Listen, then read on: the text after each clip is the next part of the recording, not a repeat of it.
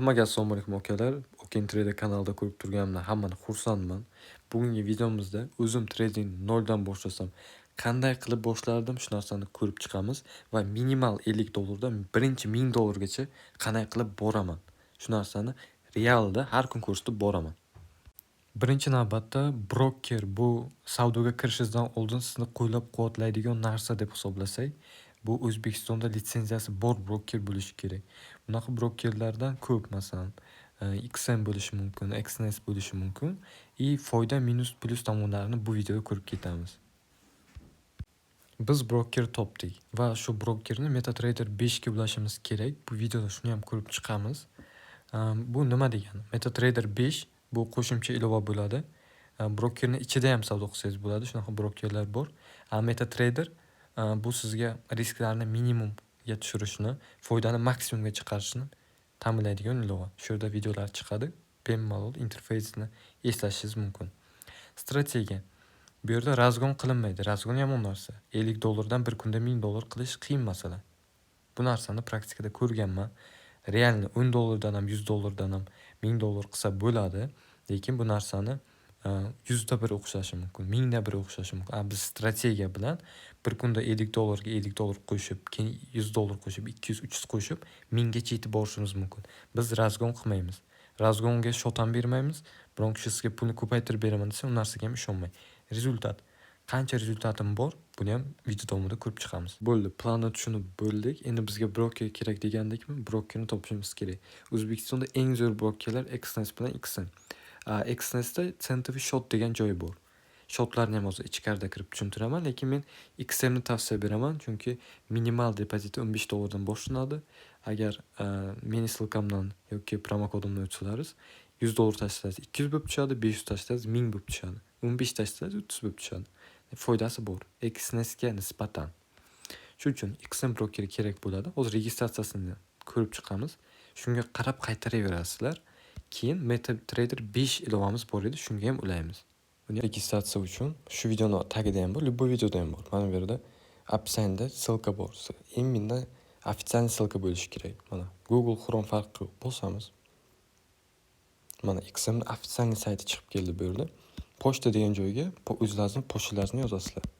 Mana gmail.com parol degan joyga o'zingiz parol o'ylab topasizlar. Masalan, bu yerda 10 ta simbol bo'lsin deyapti. Mana 10 ta simbol topdik. Bitta katta harf, bitta sifra va oxiriga mana bunaqa simbolcha bo'lishi kerak. Buni ham farqi yo'q. Buni bosamiz. Требование to'g'ri bo'ldi. Bu yerda galachkani bosamiz, registratsiya degan joyni bosamiz. Pochtaga deyapti, SMS boradi deyapti. Pochtani tekshiramiz. Mail, mana pochtaga kiramiz. Bu yerda verifikatsiya qiling deyapti. Verify emailni bosamiz. Yana Google'dan o'tamiz.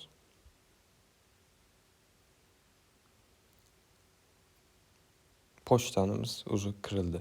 O'tgan pochtamizdan registratsiya o'tish uchun уже mobil ilovasini yuklab olamiz. XMni mana yuklab olyapman hozir. Mana okalar уже kirib oldik. Bu yerda get started emas, login degan joyni bosamiz. Уже bor-ku bizning emailimiz. Boyagi qo'yilgan email bilan parolimizni yozishimiz kerak. Xuddi shunaqa qilib yozasiz. Parolingizni qanday qo'ygan bo'lsangiz, xuddi shunaqa qo'yib, login degan joyga bosamiz. Bu yerda yana SMS keladi. Bu yerda mana Gmailga kirib 623 768 623 768 ni yozamiz.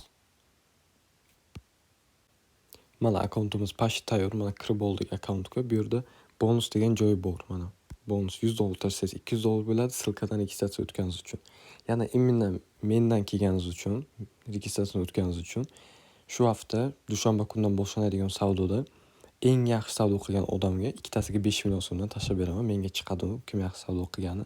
Pochtamga keladi, hamma narsani ko'rib turaman men. Shuning uchun yaxshi savdo qilsalaringiz 5 millionni 2 kishiga tashlab beraman. Dальше XM Competition degan joy bor. Bu yerda demodan ham 25 ming dollargacha mana price pool qo'ygan, birinchi o'ringa 2 ming dollar beradi. Bu ham o'rganishlaringiz uchun yaxshi foyda. Keyin oxirgacha tugatib olishimiz kerak. Complete degan joy bor. Bu yerda nomerimizni yozamiz. Mana nomerni yozdik, o'tamiz shu nomer bilan. SMS keladi, SMSni yozamiz. Keyin pasport so'raydi. Men registratsiyani o'tkamay, ikkinchi bor уже pasportni kirgiza olmayman. bu yangi akkauntda ko'rsatyapman. Shuning uchun yashash turar joy manzilini YouTube'dan my.go.uz dan olishlaringiz mumkin. Yashash joyidan ma'lumot degan videoni ko'rib chiqamiz. Mana bu yerlarda bor. 1 minut vaqtingizni oladi, ko'p emas. Tashlaganingizdan keyin 1 soat ichida verifikatsiya qilib beradi akkauntingizni. Endi MetaTrader 5 ga akkauntimizni ulashni ham ko'rsataman. 100% tradingga tayyor bo'lishlaringiz uchun. Tepada pulchaga bosamiz. Bu yerda hozir demo turibdi. Hozir real shot ochishni ko'rsatib o'taman. Bonus olishni ko'rsatib o'taman. Bu yerda plusga bosamiz. Real account degan joy bor. Real account. Bu yerda Meta 5 degan joyi. Meta 5 ni bosamiz. Bu yerda shotlar bor. Standart, mikro, ultra low standart, ultra low mikro. Qaysi bizga kerak? Ko'proq foyda qilmoqchi bo'lsak, balansimiz o'sha $50 dan ziyod bo'lsa, tavsiya beraman standart. Yaxshi foyda qilsangiz bo'ladi. $50 dan $500 gacha standart bilan borib bo'ladi.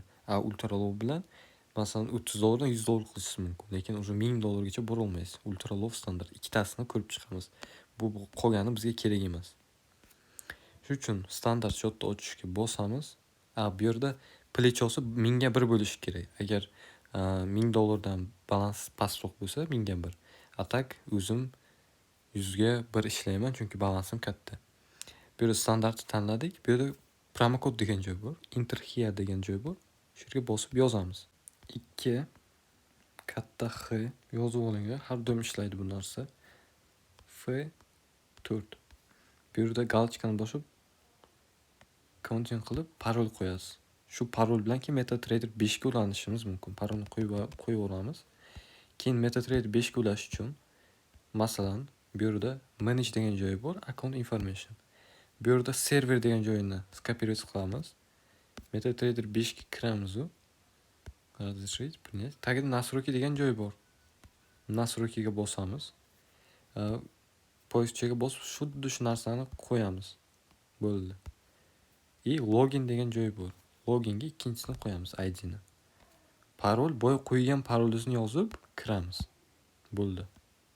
Ikkinchi darsligimizda take profit qo'yish strategiyani o'rganishni ko'rib o'tamiz. Foydaga chiqishimizni ko'ramiz. Hammaga rahmat.